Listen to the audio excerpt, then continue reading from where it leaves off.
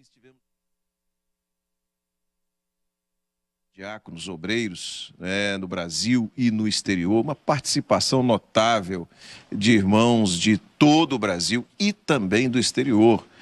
Participação da Argentina, participação aqui da América Latina, os países, Uruguai, Chile, nós tivemos participação dos irmãos nos Estados Unidos, participação da Inglaterra, em toda a Europa, Portugal, enfim. Tivemos a alegria de viver aquela experiência dos seminários quando nós conseguimos interagir até com irmãos de várias partes do mundo.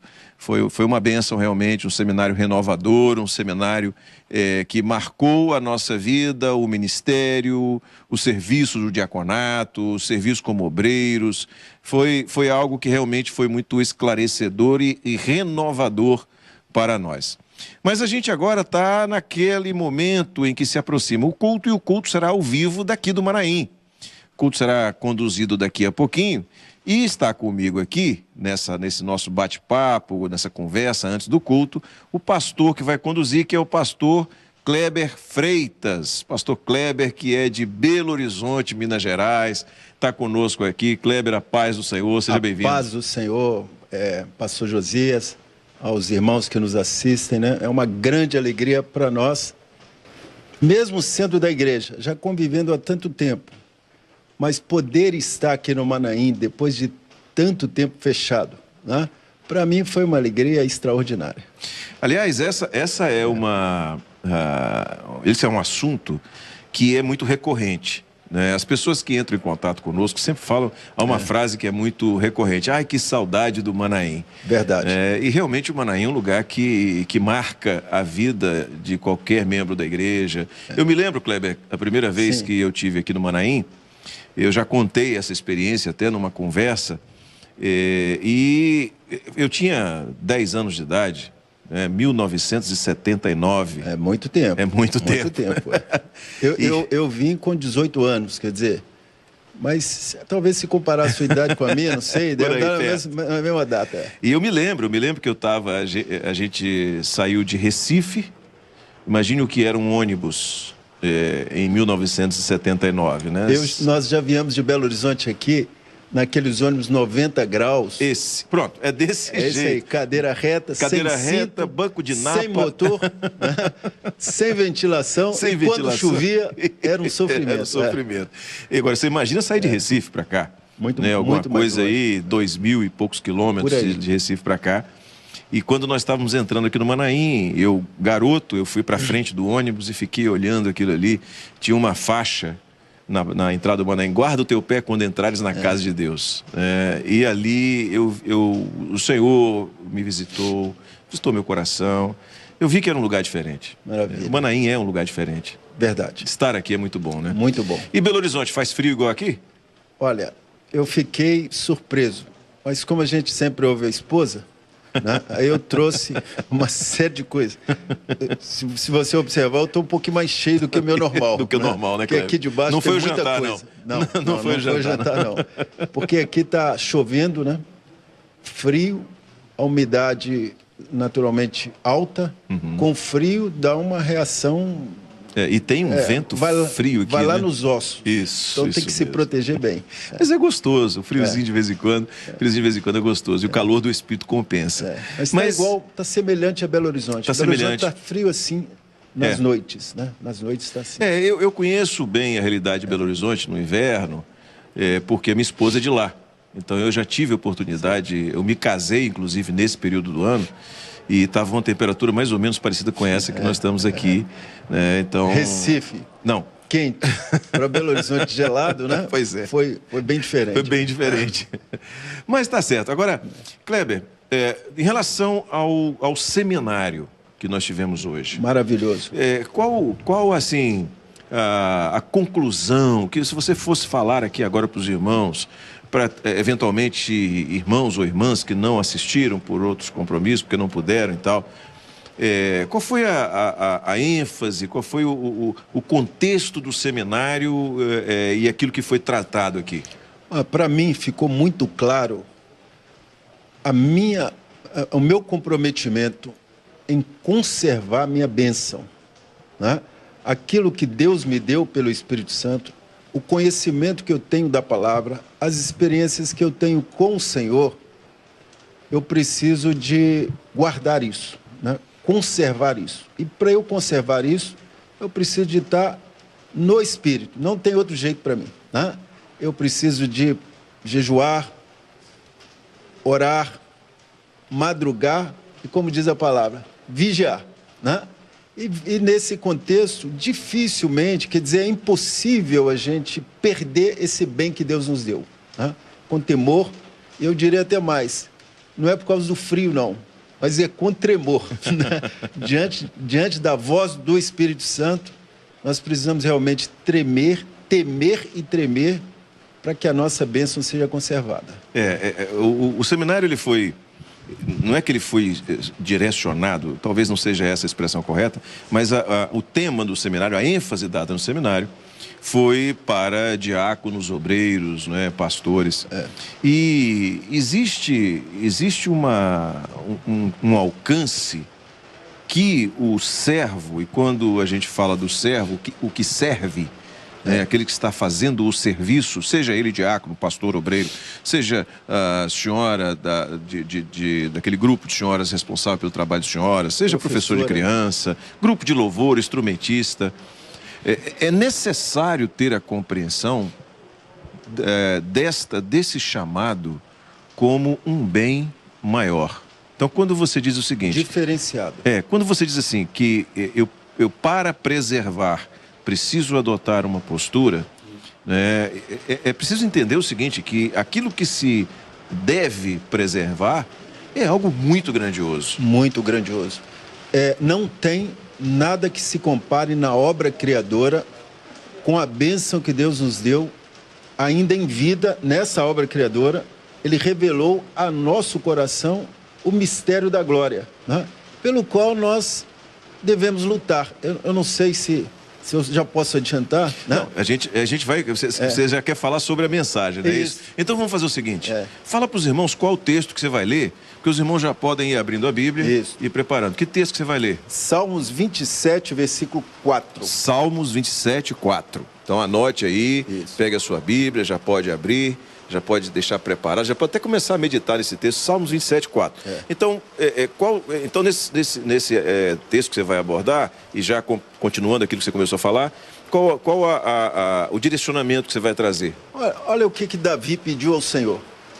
Uma coisa só, morar na casa do Senhor, morar na igreja, morar no Manaim, tá vendo? Estar aqui no Manaim é um pedaço do céu, assim... Quem está aqui sabe disso, né? Os irmãos que estão em casa, né? Que vêm frequentemente, né? Que participam dos nossos seminários presenciais, que tem pouco mais de um ano que a gente não pode estar aqui. Hoje tem um grupo até pequeno, né? Reduzido aqui, 170 irmãos. Mas quem participou, sabe que o Manaim é um pedacinho da glória aqui, né? Revelado aos nossos corações. E a igreja para nós? Quando voltou, tem uma igreja nossa lá em Belo Horizonte que voltou hoje, que era um espaço menor, né? Voltou hoje. E os irmãos passaram várias mensagens aqui para o grupo nosso, né? Que estão maravilhados, né? Assim, com a saudade imensa, porque ir para a igreja não é um encontro social, né? Também é, mas é muito mais do que isso, né? É contemplar, como diz o Salmo aqui, a beleza da formosura do Senhor, né? Então é algo muito especial e maravilhoso. Glória a Jesus.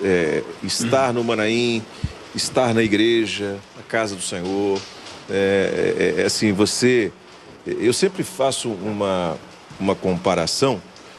O Senhor, eu me lembro quando a Bíblia fala sobre Gideão e os 300 de Gideão, né? Quer dizer, cada um tinha a sua tocha acesa. Uma tocha sozinha, ela não ia ter o mesmo efeito... Ilumina pouco. Do que aquelas 300 tochas acesas. Então a igreja é o momento que a gente se reúne, cada um com a sua tocha acesa, quebra o cântaro, e ali Deus opera, o calor do Espírito, a alegria, É diferente, é uma experiência diferente. Quebrar Graças o a Deus, cântaro, né? Abrir o coração, abrir o né? coração. Para a luz de Isso. Jesus brilhar, né? Graças a Deus o Senhor nos deu um recurso para que não ficássemos sem o alimento espiritual diariamente durante esse período de pandemia. Que é esse canal aí. Mas o nosso desejo realmente era aquele de reencontrar os irmãos, né? Ainda não da mesma maneira que nós fazíamos, né? Abraçar e tal, mas... Abraçar os idosos, carregar as crianças, né?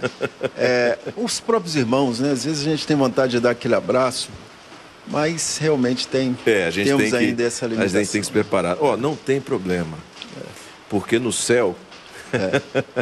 Nós não teremos, no céu não vai ter pandemia, no céu não vai ter afastamento social, no céu não vai ter nada disso. Maravilha. Vai ser eternidade glorificando o Senhor. Amém. Mas fala um pouquinho sobre Belo Horizonte. Como é que está a obra lá em Belo Horizonte? Bem, graças a Deus, é a mesma dinâmica que tem aqui, que tem em toda parte, né? A obra é a mesma, as igrejas são as mesmas, né? Os templos os mesmos, os irmãos os mesmos, a mesma alegria, né? O mesmo sentimento, a mesma disposição de servir ao Senhor, né? Todos com o coração na obra.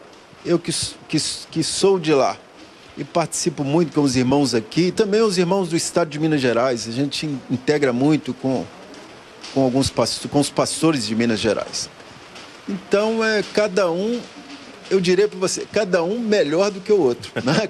A gente vai admirando quando vai conhecendo as experiências de alguns que são diferentes. Só que antes de eu conhecê-los, eu ficava assim, bom, será que tem lá? Nos outros que eu não conhecia. E eu diria para minha surpresa, porque eu acho que eu não devia ter surpresa nisso, né? Mas eu fiquei surpreso de saber que o mesmo que o senhor opera em Belo Horizonte, opera no interior de Minas Gerais, opera no Espírito Santo, né? E agora também conhecendo vários irmãos do exterior, da mesma maneira, o Espírito Santo operando com graça, com poder, com revelação, com experiências maravilhosas, né? E agora, pela EBD, todo mundo está vendo, né? A integração na comunhão e na doutrina. Glória a Jesus. Maravilhoso.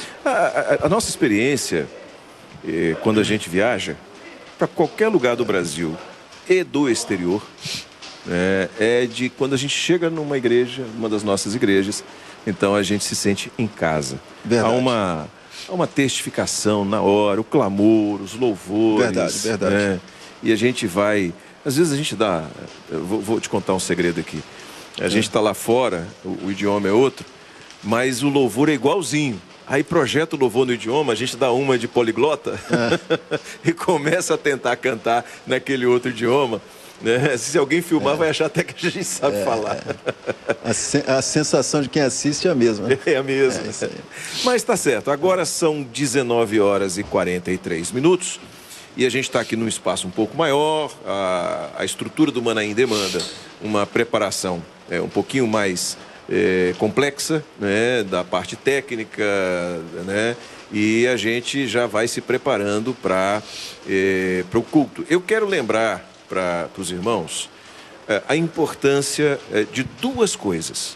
A primeira delas é você curtir o conteúdo que você está assistindo e você se inscrever no canal. Isso é muito importante. Sabe por que é importante? Porque quando você faz isso, quanto mais você faz isso, eu já tinha falado isso uma vez, quanto mais você faz isso, mais a plataforma reconhece que o conteúdo, o nosso conteúdo, o conteúdo do nosso canal é um conteúdo relevante.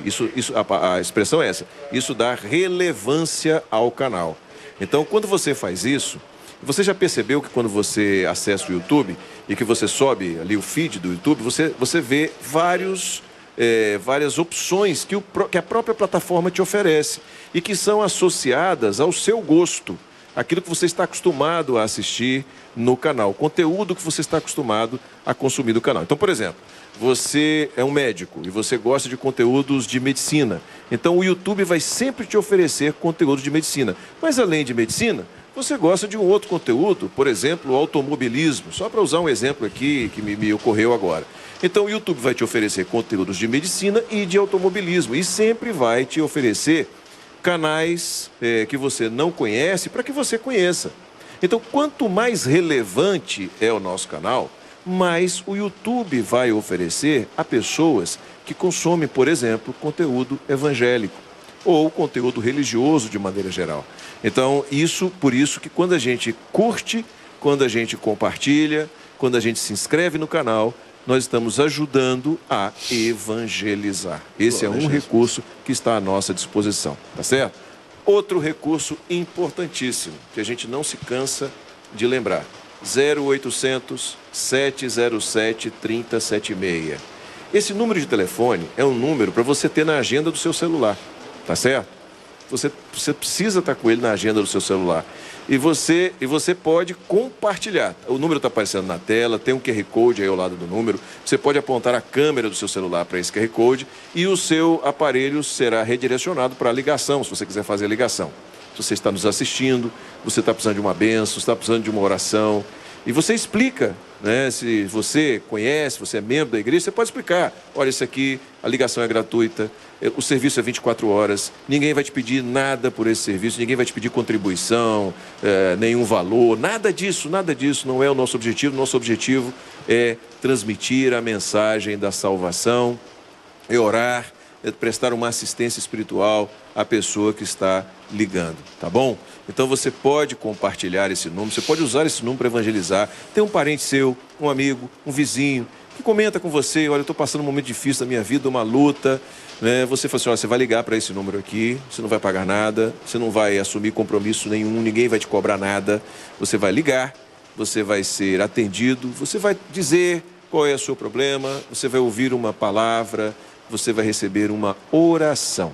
Nós temos dezenas de milhares de pessoas que já fizeram uso desse serviço e uma grande parte, quase a maioria, é de pessoas que não são membros da Igreja Cristã Maranata, nunca foram culto da Igreja Cristã Maranata e até se declaram como pertencentes a outras religiões, outras denominações, enfim. Tem até gente que fala assim, não, eu sou ateu, mas eu precisava fazer essa ligação, eu precisava receber essa oração.